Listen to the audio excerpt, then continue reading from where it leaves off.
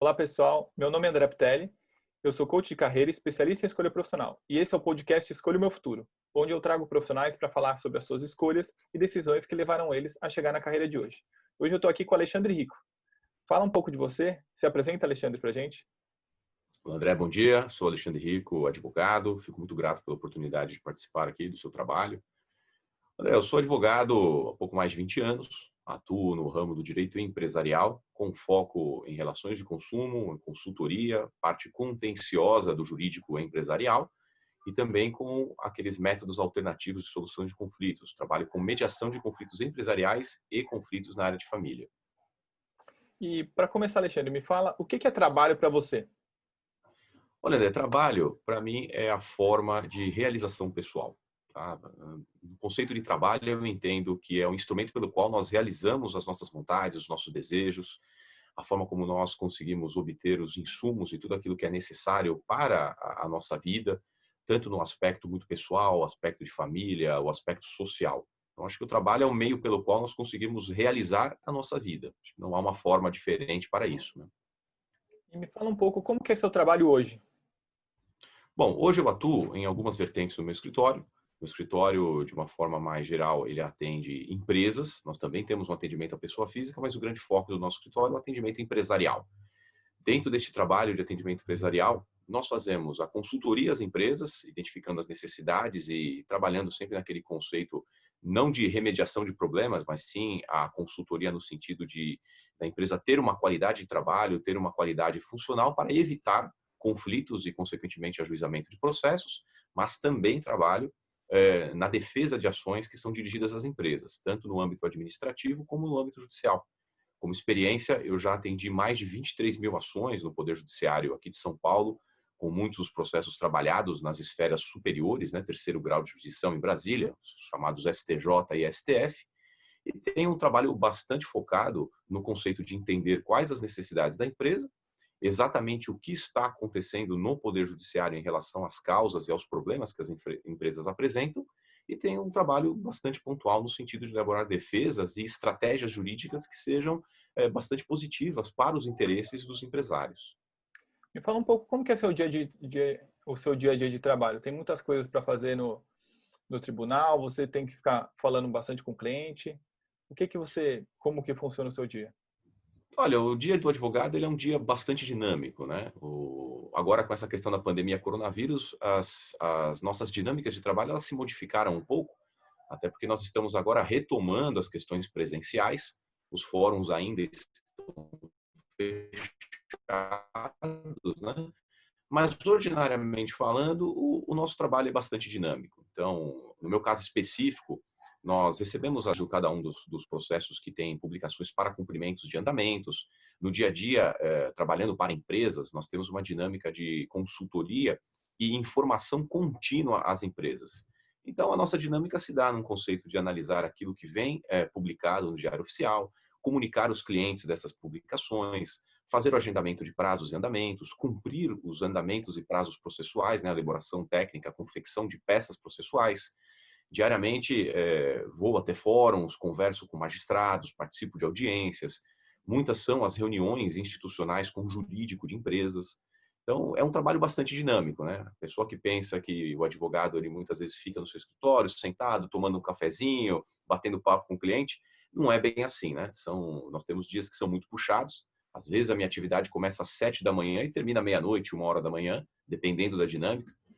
Na minha carreira, nesses últimos 21 anos de advocacia, muitos foram os dias em que trabalhei de segunda a segunda, confeccionando peças, criando estratégias jurídicas, fazendo a elaboração de conceitos jurídicos, né? O advogado, ele cria teses, o advogado cria conceitos, o advogado estuda muito. Então, é um dia bastante dinâmico. E quais são as habilidades que um bom advogado empresarial precisa ter e quais são as habilidades você usa no seu dia a dia?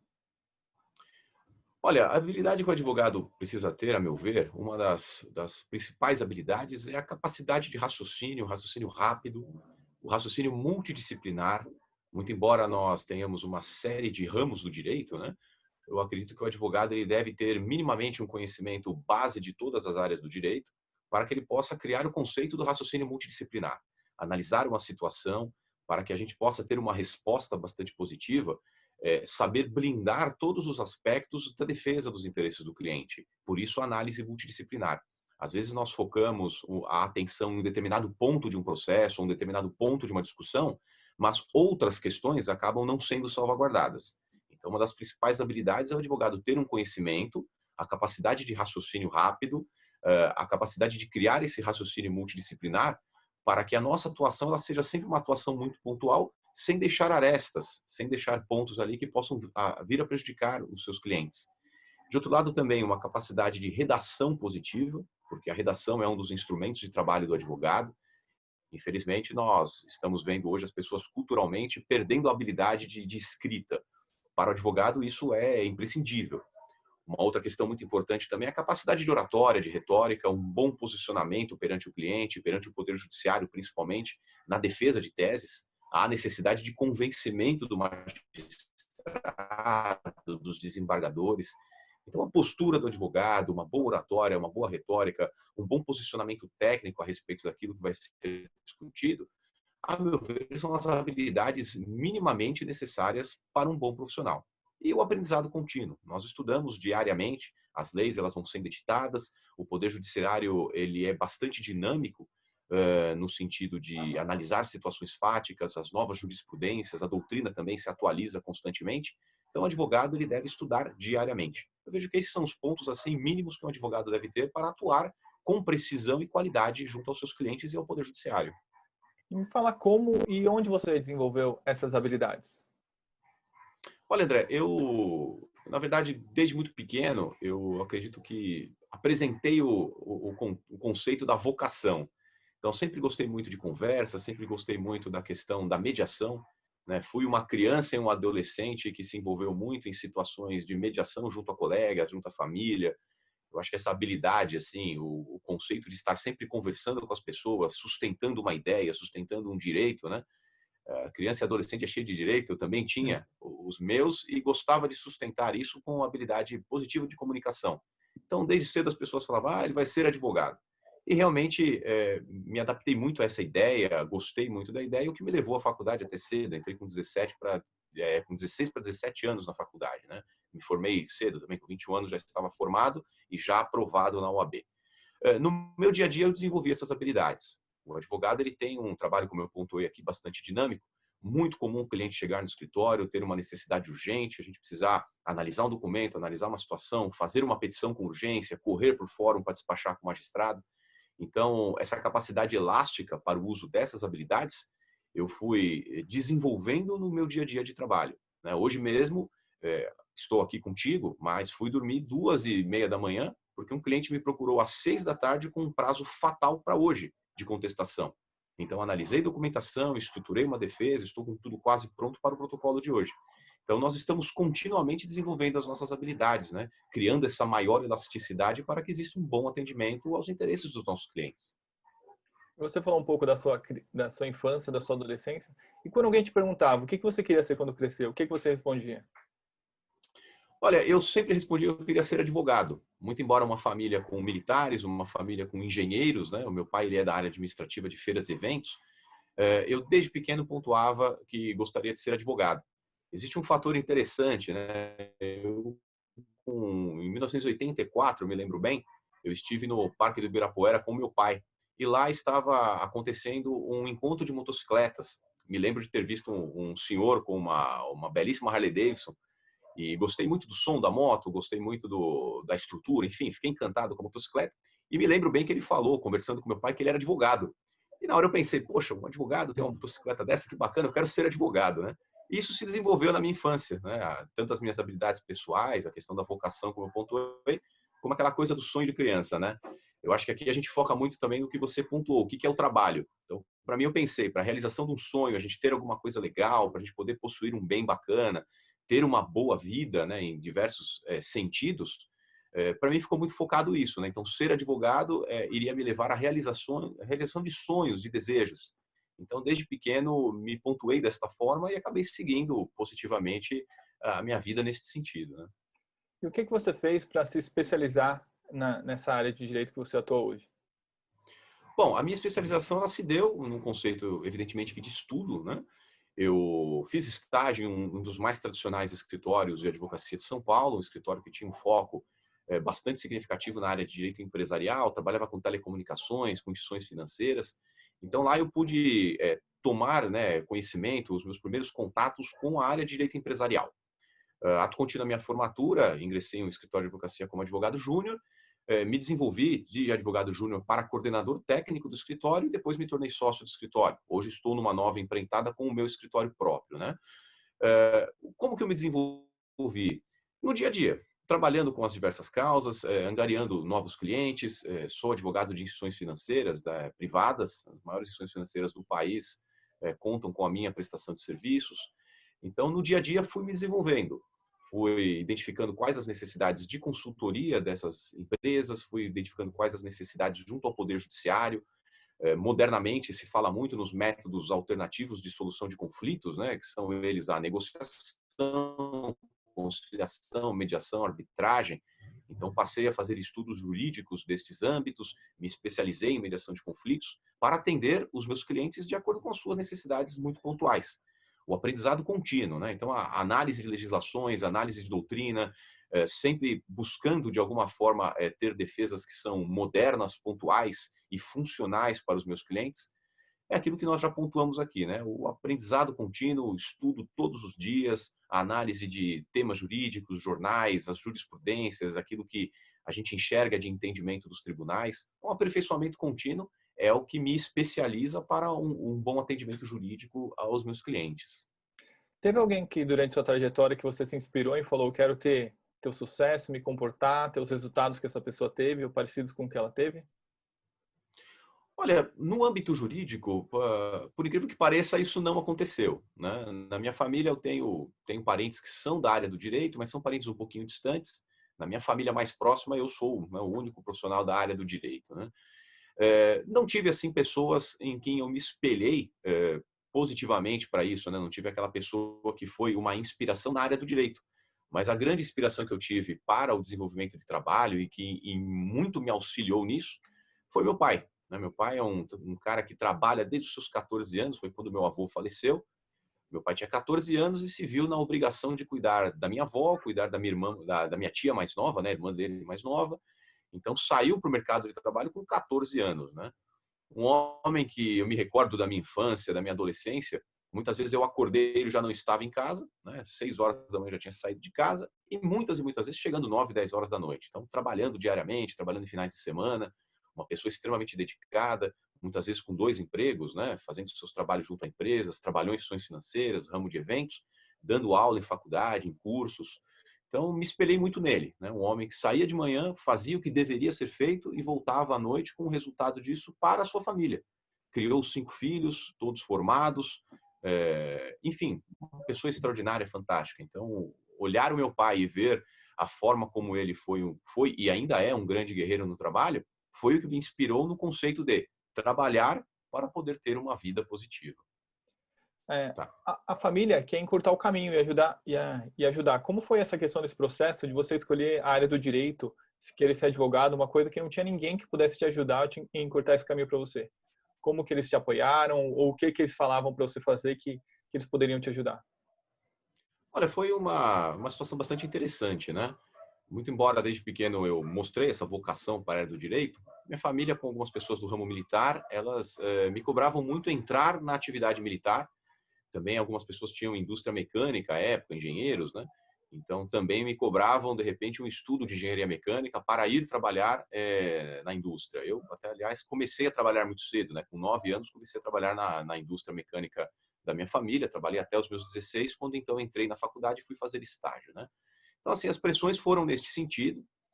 Confesso que, num primeiro momento, eu desapontei ali algumas expectativas, tanto as que gostariam que eu fosse para a área militar, como as da indústria mecânica, mas fui imediatamente apoiado quando entrei na faculdade, né? As pessoas viram que eu estava num foco bastante positivo, estava atendendo a um desejo pessoal, a um anseio, apresentava até uma certa qualidade, né? Para o estudo do direito, me dediquei muito na faculdade, obtive boas notas, já comecei a estagiar logo cedo, ato contínuo já estava trabalhando como advogado. Então, a família me apoiou, mas assim, um apoio direto técnico, ele de fato não existiu, até porque as pessoas não eram do ramo, né? Então eu tive um apoio motivacional, né? Aquela questão até de um orgulho, olha, o filho na faculdade vai se tornar um grande jurista. Então elas me apoiaram dentro daquilo que lhes cabia, lhes competia à época, né? Um apoio bastante emocional, aquele chamado apoio moral, né? E isso foi realmente muito positivo, né? Teve um acolhimento muito bacana. A minha família, em especial, ela tem essa característica, né? As pessoas são muito apoiadoras, estão sempre próximas. Então, para mim, foi muito positivo. Eu me senti acolhido, motivado e tive um impulsionamento muito bacana nesse aspecto, né? Quais resultados demonstraram que você estava indo no caminho certo? Que você falou, acho que está dando certo isso daqui que eu estou fazendo, que eu estou fazendo. Olha, André, os resultados aqui eu vejo que foram em dois aspectos, né? Primeiro de todos, a assertividade do meu trabalho e o consequente resultado em benefício dos meus clientes. Eu me lembro que logo nas primeiras causas que eu tive, até voltando um pouquinho na época do estágio, eu fui um estagiário bastante ativo e um estagiário que me destaquei no escritório. Muito embora o escritório tradicional, uma quantidade grande de estagiários, excelentes profissionais, excelentes juristas na casa, eu, enquanto estagiário, me destaquei, né, e cresci internamente como estagiário. Ato contínuo na minha formatura, peguei a carteira da ordem, comecei a trabalhar. Logo os meus primeiros processos também, eu pude enxergar que eu tinha uma qualidade enquanto profissional. Muito embora começando, já tinha ali assertividade na análise das questões pontuais, da criação de teses, já tinha ali uma certa penetrabilidade bacana no Poder Judiciário, né? Eu ia despachar com juízes, e muito embora recém-formado, mostrei qualidade nisso, tanto que fui me destacando no próprio escritório em que eu havia entrado. Comecei como advogado júnior, em 3 anos me tornei coordenador técnico do escritório, 2 anos depois fui convidado a entrar como sócio, né? À época, até porque participei de reunião com um jurídico de instituição financeira e trouxe uma grande instituição financeira para o escritório. Então, o meu dia a dia ali mostrou que realmente eu estava no caminho certo. Um bom resultado para os meus clientes, um resultado satisfatório à época para aquele que me deu a oportunidade de trabalho, então, o escritório que me acolheu, ato contínuo à minha formatura, e o resultado econômico e financeiro. Então, muito novo, eu comecei a ter bons resultados financeiros, comecei a atingir ali meus objetivos materiais, por assim dizer. A tão sonhada Harley Davidson chegou e depois dela algumas outras também. Então, vejo que o caminho estava correto porque não encontrei dificuldades no caminho. As dificuldades foram superadas com estudo, com esforço, com trabalho, e os resultados eles estavam ali à frente, né? Então, eu tinha um caminho, via os resultados à frente, bastava ali uma caminhada séria, competente, de qualidade, que as coisas aconteciam naturalmente. O quanto desse resultado se atribui o que você aprendeu na faculdade e o quanto veio de habilidades, de coisas que você precisou desenvolver trabalhando ou por coisas com a família, de outras maneiras? Olha, por incrível que pareça, né? Muito embora ali nós temos 5 anos de faculdade de direito, temos um conteúdo jurídico ali bastante expressivo, uma quantidade muito grande de informações, eu posso dizer para você com absoluta certeza que a maior parte do conhecimento jurídico que eu tenho se deu no âmbito do estudo pessoal. Tá? A faculdade realmente foi muito importante, fiz uma excelente faculdade, um curso muito bacana, à época já reconhecido como um dos melhores cursos para a OAB, né? Mas tive vários colegas que se formaram, já passaram no exame de ordem. Eu mesmo tive uma pontuação excelente no exame da OAB, que à época era um exame com quase 90% de reprovação. Tenho colegas que se tornaram delegados federais, juízes de direito. Eu segui na advocacia, que era realmente a minha vocação. Então a faculdade foi muito positiva, mas posso te dizer que 70% dessa energia motivacional de inteligência profissional, ela se deu no aspecto do meu estudo pessoal. Grande parte também a minha motivação por força do apoio da família, né? Você saber que você está num bom caminho, que você está trabalhando positivamente, que você honra seu pai, sua mãe, você honra a história da sua família, leva o nome de uma forma positiva para a sociedade, isso também foi muito bom para mim, foi uma energia muito significativa. Então, eu posso atribuir a você que as questões que são muito pessoais, particulares, né, elas se dão no âmbito de 80% daquilo que sou hoje como um profissional de sucesso. A faculdade teve a sua importância, fiz N cursos de especialização, estudei bastante ali no pós-faculdade, né, os trabalhos multidisciplinares posteriores, mas essa energia pessoal e atribuir o meu tempo e essa qualidade de busca foi realmente o essencial. O dia a dia você hoje tem um escritório que leva até o seu sobrenome, e tem coisas no direito que são sua responsabilidade que não são necessariamente coisas que um advogado tem que fazer, mas são habilidades que um empresário que precisam ser desenvolvidas. O que você faz no seu dia a dia que não é tão legal, que seria muito mais legal se você estivesse só advogando, só cuidando do cliente ali, mas que são necessárias ser feitas para você ter o resultado que você tem hoje? Olha, sua pergunta ela é muito importante, porque eu consigo enxergar na minha linha do tempo esse divisor de águas, né? Enquanto fui um advogado associado do escritório, à época, né, do escritório que eu comecei os meus trabalhos, lá permaneci por quase 19 anos, um divisor de águas, né? Trabalhar tecnicamente, a minha função era advogado, resolver problemas, estudar teses, então o meu foco sempre foi o foco jurídico, o foco técnico. Posso dizer para você que foi a melhor época de trabalho, porque a minha preocupação era analisar fatos, analisar documentos, estudar jurisprudência, criar intelectualmente as teses e fazer efetivamente o meu trabalho, né? Minha atividade fim. Quando me tornei coordenador, passei a coordenar equipe de pessoas, né? Passei a desenvolver habilidades administrativas que me tomavam bastante tempo.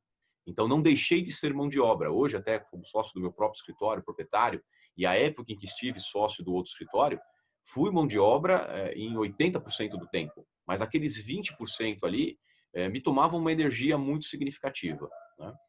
Infelizmente, como empresário, infelizmente, à frente da gestão de uma empresa, muito se exige.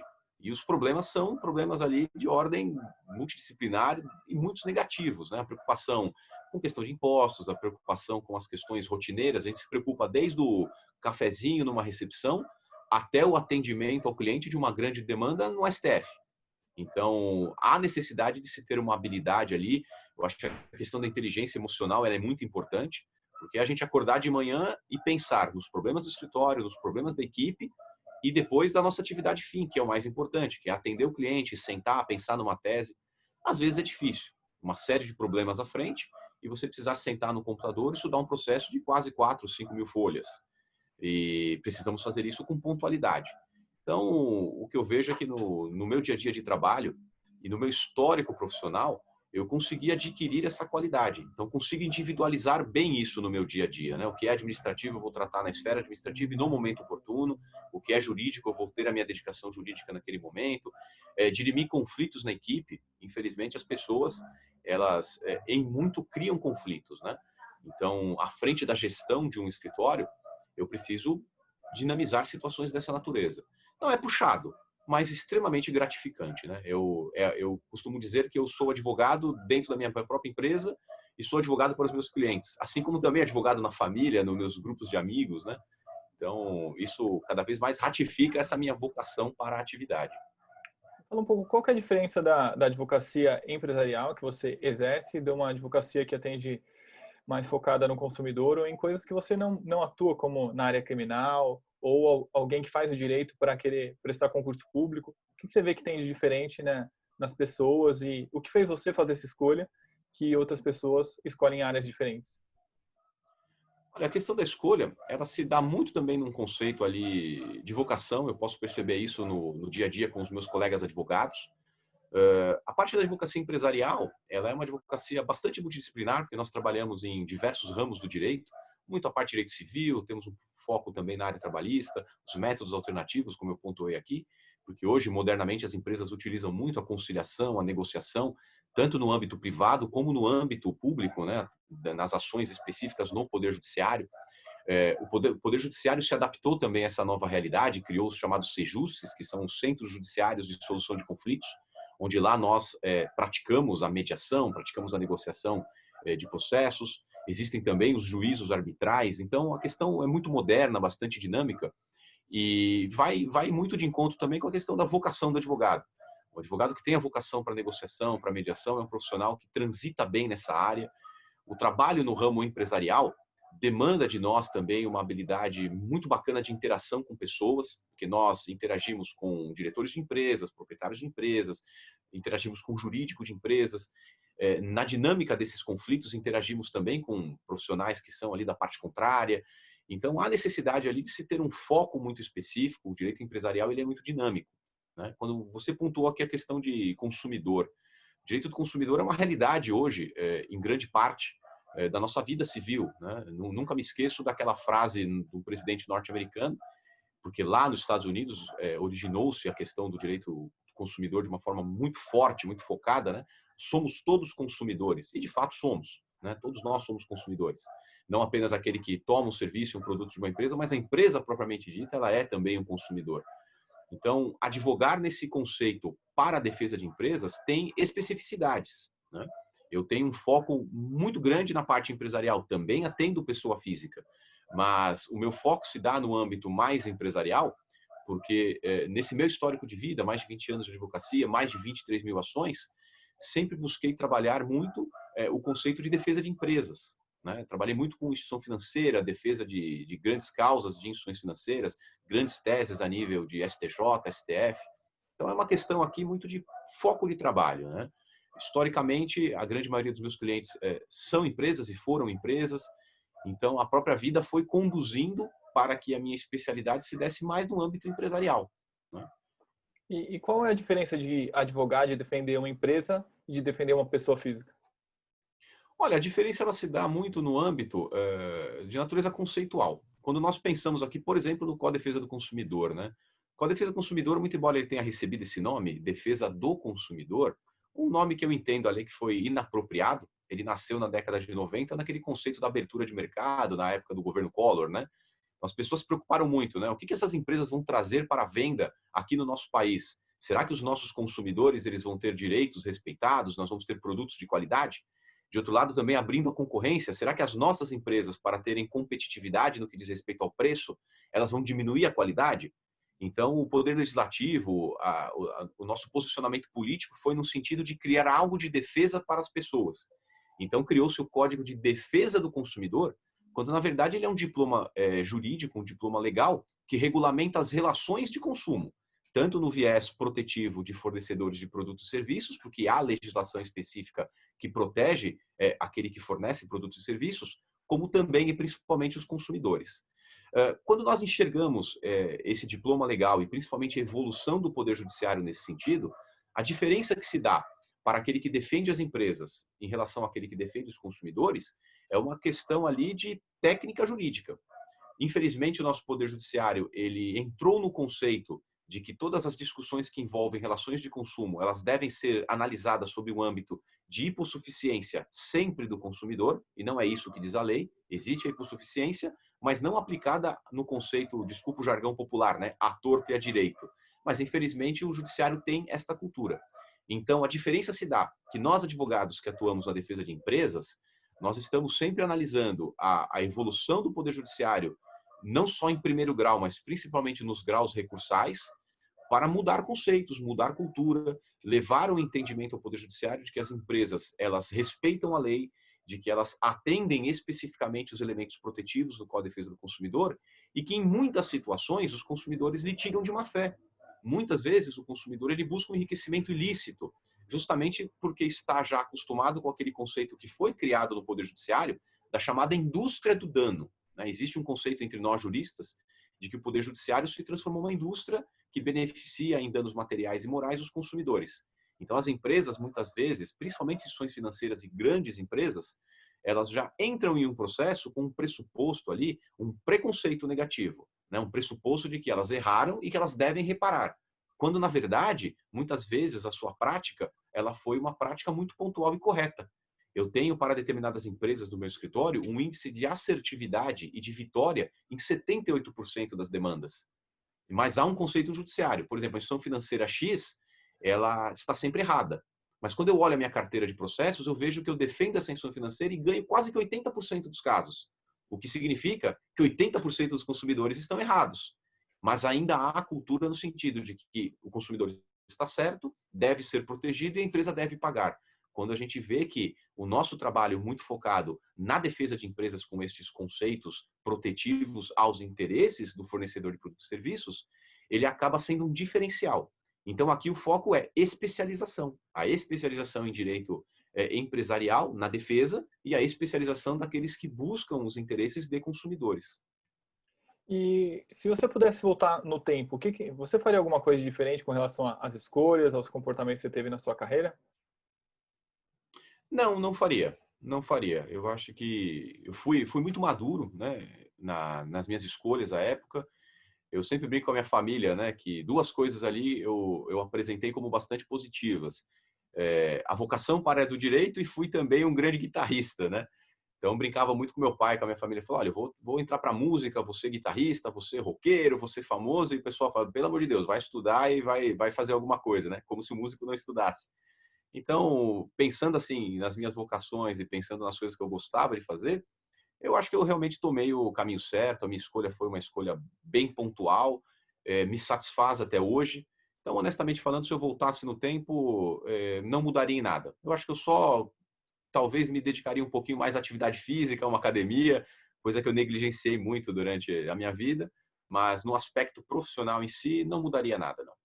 Você considera que você tem o sucesso que você já queria, já projetava hoje? Você quer muito mais, quer crescer mais, ter um escritório maior? Qual o sucesso você projeta para um advogado empresarial? Olha, André, aqui é uma coisa bastante interessante, né? Por incrível que pareça, hoje eu estou com um escritório bem enxugado, tá? Muitas vezes, quando a gente pensa em sucesso, em crescimento, nós pensamos em crescimento físico, crescimento de colaboradores, né?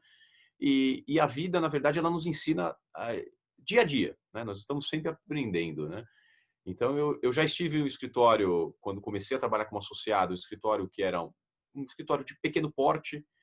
No curso das nossas atividades, esse escritório se tornou um escritório de grande porte. Eu cheguei a ter ali 48 profissionais no meu escritório, 38 advogados, 76 ou 77 advogados associados em todo o estado de São Paulo, alguns ali no Nordeste e Brasília. Então, quando a gente pensa estruturalmente, tive um escritório grande, né? Uma quantidade de profissionais, um escritório que tinha ali uma estrutura física muito grande, quase 16 salas, tinha biblioteca, uma série de coisas. Então ali nós pensávamos, poxa, atingimos um sucesso.